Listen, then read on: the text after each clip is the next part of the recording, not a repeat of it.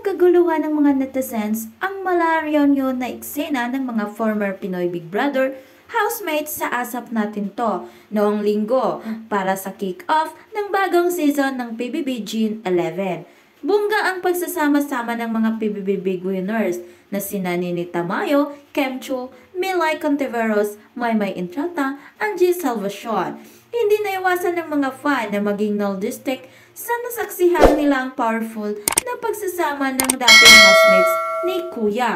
Pero syempre, nagpasaya ng hosto ng mga nakasamang kilig na rin ang muling pagsasama sa isang stage ni na Kim Gerald Anderson. Buhay na buhay pa rin talaga ang Kimeral.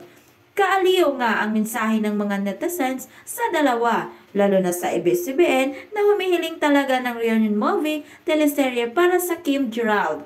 Ano kaya ang masasabi ni na Julia Barreto, Paolo Abilino sa chika ng mga Kimeral fans? O Kim and Gerald in one frame, sana magka-teleserye sila. Ano ba yan? Buhay na buhay pa rin talaga ang magic ng Kimeral. Nakakabitin, hindi sila pinagtabi sa stage, pero please, bigyan niyo sila ng teleserye.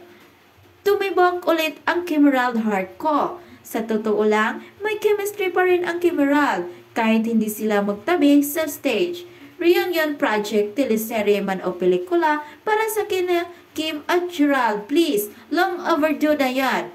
Biglang nag-trending ang Kimeral kahit hindi sila magkatabi. Kimeral, the one only PBB seasons na tinutukan ko. Ang Kimeral ang kinabaliwan ko noon na sana maulit ngayon.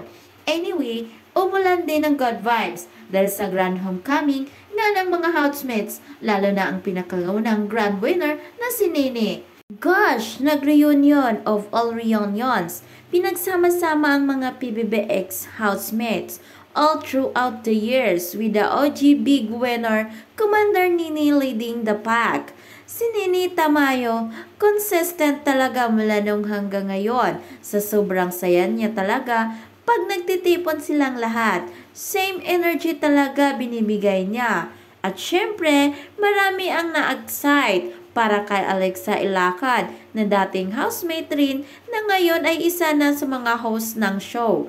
Congrats PBB, especially to the Gen Z host, Alexa Ilacad. Galing mo kaya, deserve mo ang maging Kuya Gen G bestie. Usap-usapan din sa social media ang bagong season ng PBB dahil sa pinakaunang LGBTQ couple ng housemates sa bahay ni Kuya. Ay, very promising. Ang PBB ha, ang dami agad-agad ganap.